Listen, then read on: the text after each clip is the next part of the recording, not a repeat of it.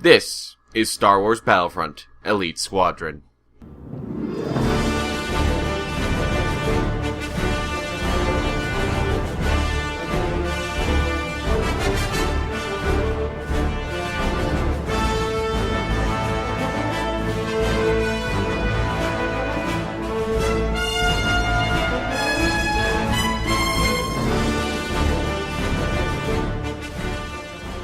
With DICE's Battlefront still chugging along, it's almost hard to remember a time when Battlefront games were few and far between. Yet, in fact, there was a span between 2009 and 2015 where no Battlefront games released. Surprisingly, the last game in the original series was a sequel to a spin-off series on the PSP. Except, in the case of Elite Squadron, it's a bit more complicated than that.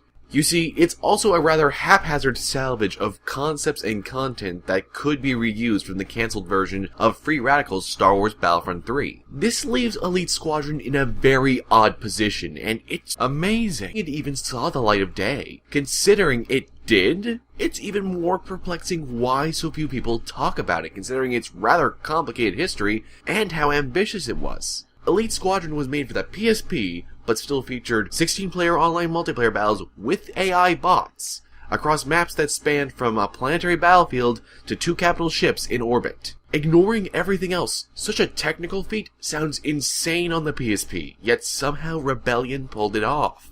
Now, the game does require a brief cutscene transition between land, space, and starship interiors, but that is more than understandable. Even with 1 player and AI bots, the amount of activity on display and going on in the background in Elite Squadron is damn impressive. Battles genuinely feel massive, and the fields of battle all impact one another. Ground battles are fought over command posts and an ion cannon that can take out a capital ship's shields, all while the capital ships can bombard from above. Space battles have starfighters in pitched battle over starship hardpoints, and if a ship's shields get taken out, then the battle swaps in focus to one or both teams defending from boarding parties. Battles in the starship interior have you fight your way past your opponents to their ship's reactor core. Then once the reactor is ready to blow, you have to make a hasty escape in a ship or an escape pod. This core gameplay loop is not only very novel and enjoyable, but absolutely oozes with Star Wars. There's just one problem. This is the only really good idea the game has going for it.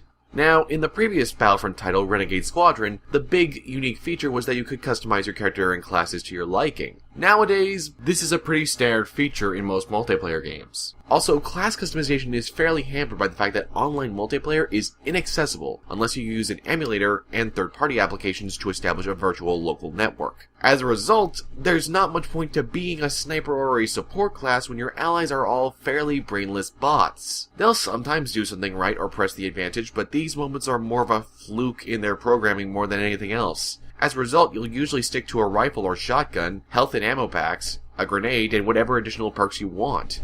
It's disappointing considering that there are a wide array of guns to choose from, but you have very little reason to use the more esoteric ones. The game's instant action playlist mode does very little to rectify this either, consisting entirely of capture the flag, conquest, and heroes vs. villains battles. Thankfully, the game has other modes outside of instant action, but it's still a bit disappointing that they're that sparse for those who just want a quick battle. However, Elite Squadron features both a story campaign and Galactic Conquest. Out of the two, Galactic Conquest easily fares the best. Galactic Conquest is more focused on meta strategy this time than ever before. You are no longer unlocking character classes, but instead get tech upgrades, one-use power-ups, and a light level of region management. It also has multiple pre-configured star map layouts and a standard freeform layout for you to battle over. Sadly, the AI never challenges you on a tactical level beyond the most basic of concepts, and this leads to a repetitious series of battles as you slowly win through a war of attrition. If you could fight other players, this might not be a big problem, but without a real opponent, the mode is a lot of great ideas without any substantial challenge. You have no reason to use half of the things that you could use as tactical abilities because the AI is so dumb. Now, the story campaign is the exact opposite, offering sometimes gruelingly frustrating battles as the developers struggle to make a class-based multiplayer shooter work as a character-based story campaign. The results are pretty mediocre, partially thanks to how little of the original script seems to be available to Rebellion. There have been leaks of Free Radical's game and have shown bits and pieces of the story. Most of the pieces of cutscene that have leaked are all that are in here. Anything else is gone. The rest of the story seems to have just been completely dropped. to the point that it seems like Rebellion just started putting the various animations together, because there's one cutscene that blends animations from previously 2 different cutscenes that were seen in leaked footage. And the story here that tries to tie it all together is just pure Z-grade fan fiction. It almost feels like I'm complimenting the game by saying it has a story, because yes, technically things happen and in theory there's a plot, but it's not really there. You play the clone of a Jedi named X2. No, I am serious. That's his name. Yeah. It's that kind of story. You have one clone brother known as X1, and the Jedi are all cool about you 2 clones of Jedi running around fighting alongside the Republic's forces. No questions are raised. No one seems at all upset by the fact that Kaminoans straight up cloned Jedi without basically anyone's approval, and there's no explanation as to why you were created, why they weren't involved in any other things. There's just nothing. It's the skeleton of a story at best. And what this all leads to is a meandering plot with the most extraneous of excuses for why X2 is suddenly both present and vital to all the main battles of the Star Wars saga. Didn't you know X2 fought alongside Luke on Hoth? In space, no less? I mean, Luke was technically flying in his snowspeeder the entire battle in the film, but surely we missed that brief moment where he got in a non-existent X-Wing to fight alongside a character that no one would like because they have no personality or charisma. The fact that fan favorites like General Coda and Cole Sarah reappear from other Star Wars games alongside characters from the original trilogy does little to hide how rushed the entire affair is. Most exposition and narrative is conveyed in battle and is amazingly awkward. Your first mission under my command, X2. May the Force be with you. Salad Gray was my Padawan.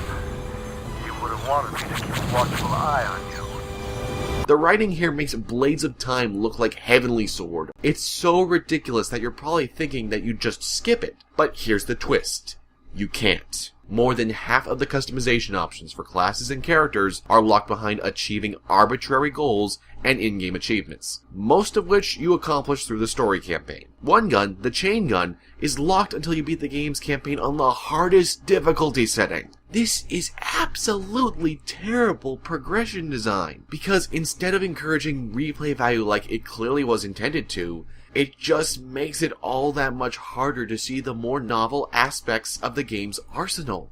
It's a pratfall that has warranted fans of the game to share their save game files so everyone can just have everything unlocked from the start. And who could blame them? It's really sad because otherwise the game is an impressive technical feat. The guns all feel distinctive and are fun to use. Levels are sizable and the increased draw distance is a welcome improvement over previous Battlefront PSP games that had this huge gray fog hiding the limited draw distance. The controls aren't exactly what any shooter fan would want, but I got used to them over time, and by the time I was recording footage for this review, they became second nature. The auto-lock does occasionally lock onto something other than your intended target, but normally works fine. There's also a fair number of tactical options in each battle beyond the core objective loop, but like with everything else, the game's AI and dearth of good modes holds it back. It's not terrible, but it's not great either because this is a sliver of good ideas brought down by limited scope and a short online lifetime. As a Star Wars fan and a Battlefront fan, you might get something out of this,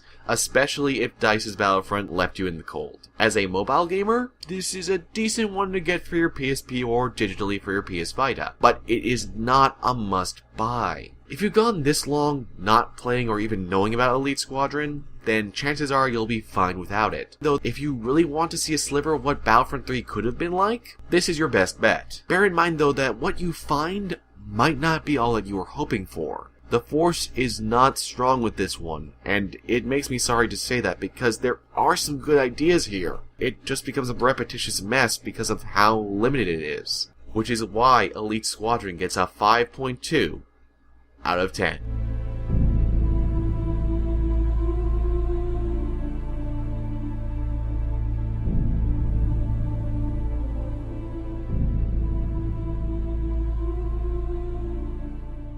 This is Soma.